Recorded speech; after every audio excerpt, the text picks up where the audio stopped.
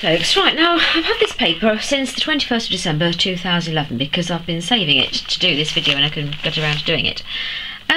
Well, I didn't make it save it to do a video, I just saved it because I noticed at the time that there was an awful lot of interesting news stories for saying it was all in the one paper. Now, I know people don't like the Daily Mail, I'm sorry it's the Daily Mail, but there you go. So I'm going to quickly flick through this paper to show you the interesting stories that were in it, because I want to, what I'm trying to say is, hopefully this is going to be a good portent of the 21st of December 2012. So we've got this story here, Lily of the Mohawks on brink of becoming the first Red Indian saint. Well, you know, she's a Red Indian and the Vatican are thinking about including her as a saint. I won't read you all the stories, it'll take too long, but the point is, it's that whatever you say about the Vatican, obviously they're a bunch of corrupt whatevers, well, worse than corrupt, but you know, but the point is, it's the principle it's setting, that, you know, she's Red Indian, first Red Indian to become a saint. That's a good thing. Well, you know, it's not a bad thing, is it? It's interesting, it's enlightening. We've got this one next to a hoodie. I know that this was a particularly good story, I thought. Egyptian women in protest at army abuse. Now, it says here up to 10,000 women took to the streets of Cairo yesterday to protest against the horrific abuse by soldiers. Now, basically, they were surrounded by a cordon of male protesters as they marched through the centre of Egypt's capital, and their actions forced an apology from the military regime behind the violence of the past 5 days. There was one particular girl who was attacked by the soldiers, and she was known as the Blue Bra Girl. And the government was taking measures to punish those responsible for violations. Anyway, that's that. I won't be too long, but that's a good story. 10,000 Egyptian women. You don't normally see Arab women getting together and motivated like that, so that's a good story.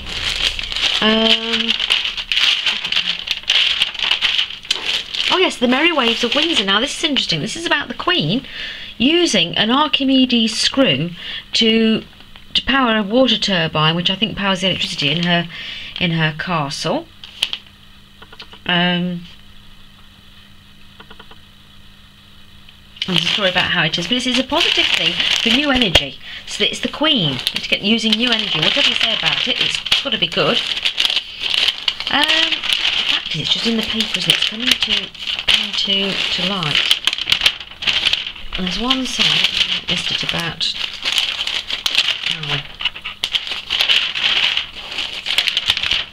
Just turning this paper through so you can see the real paper. Here we go. Earth's twin is discovered. This is a good story. A rocky planet virtually identical in size to the Earth has been discovered orbiting a distant sun-like star. It is the first time such an Earth twin in another solar system has been detected. Although the planet Kepler-20f could have a water vapour atmosphere, its surface is believed to be too hot. But the point is, it's in this paper. So discovering a new Earth, hopefully, maybe, or there's something like it. And here we go. Turin's Shroud was created by a flash of supernatural light.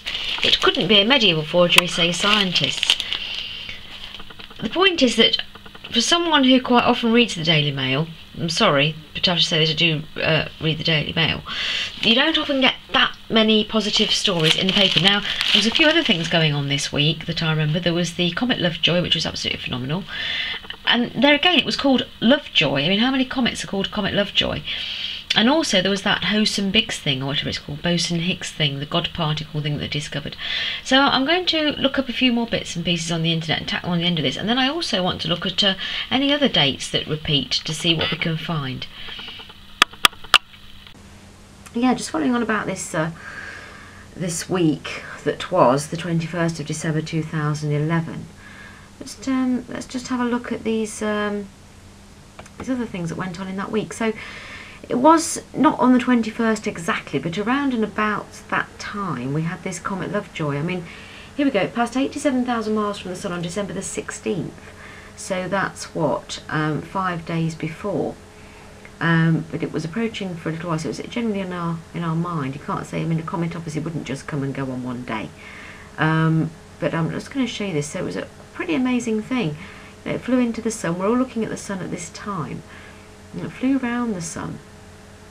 I'm sure you'll remember it, and obviously it was called Comet Lovejoy, as I just mentioned. But what's interesting, on this other comet page I found here, It says here about it. This is taken after the event about Comet Lovejoy, and it says here, we've collected a mountain of data, says Knight, but there are some things we're still having trouble explaining. For instance, what made Lovejoy's tail wiggle so widely when it entered the solar corona? Perhaps it was in the grip of the sun's powerful magnetic field. What caused Lovejoy to lose its tail inside the sun's atmosphere and then regain it later? This is one of the biggest mysteries to me. So, you know, this was quite a big event. That was as it was flying away there, look, and that was on the 25th. So, you know, it was a pretty big thing happening here. And the other thing was, there again, not exactly on the same day, there was a lot of talk about this Higgs boson thing. So this is from Tuesday the 13th of December. And they did a funny thing around this time. They kept saying next week they're about to announce that they found it. Well, how can you announce that you're going to find something next week? I remember that was this about are set to announce the latest results. And there was this thing about this God particle. So actually, when you look at it, that's quite a lot of stuff, you know. If you count the Higgs boson as around about that time, and the Comet Lovejoy around about that time, that's 2 items. And then we've had in that newspaper of the actual day, the Egyptian women, the Red Indian Saint, the new planet, Comet, the Queen's Archimedes screw, and the Turin shroud. There's quite a lot actually, you know, around about that time. Now, just one other thing I'd just like to mention. So we're going now into another date. Now, as we all know, the 21st of December is, well, supposed to be the end of the Mayan calendar. But last year, on the 28th of October, we sort of celebrated another end of the Mayan calendar, which I know was a very important date as well. I'm sure there was psychic little endings at that time. Definitely was an important date as regards to the Mayan calendar. And it was, because after that, not long after that, we had the 11th, 11/11. And then we had, obviously, the 21st of December last year. Now, interestingly, I found that this date here was an X-class flare on the 28th of October 2003. You probably think, well, so what? Well, you probably will think so what, but anyway, it was a very, very powerful X-class flare. This is all the write-up about it on that date in 2003. But what I want you to think of is, there's pictures of it here if you can see it doing that. What I want you to think of, oh, I remember as well, on that date, I haven't actually found anything about it, on that 28th of October 2011, I know it coincided with the announcement of something in Italy. It's to do with this new green technology with burning hydrogen in water, whatever it is. Something to do with that, I think. Anyway, there was a breakthrough that was going to be announced as well on that day. I've got a piece of paper about it somewhere, but I forgot to find it before I'm doing this. Now, what's interesting is when you look at the time schedule, let's say the astrological gap in the sky, from the 28th of October, which is sort of into Scorpio, through to the 21st of December, you're moving into, you're in Scorpio, you're moving through Sagittarius, basically just popping into Capricorn. You're moving into that from the whole time span, from the 28th of October through to the 21st of December, as you're moving through that point in the sky. Interestingly, that's also, in an alignment really opposite, in that sort of big swathe. The opposite of those signs, Scorpio and Sagittarius, is Taurus and Gemini. So we are potentially looking at, that is the area of the sky that if there was any incoming energy to come in, because we've had two things here that are to do with the sun. We've had the Comet Lovejoy going round the sun, and we've had the X-class flare of the sun on the 28th of October on that year.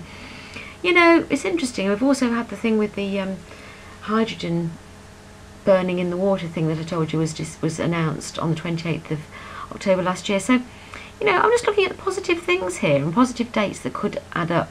I can't put it together very well. I hope it's not been too waffling. I hope you get the point I'm making here, that looking at dates, repeating patterns of things could be interesting. All right then. Thanks a lot then. Cheers. Bye.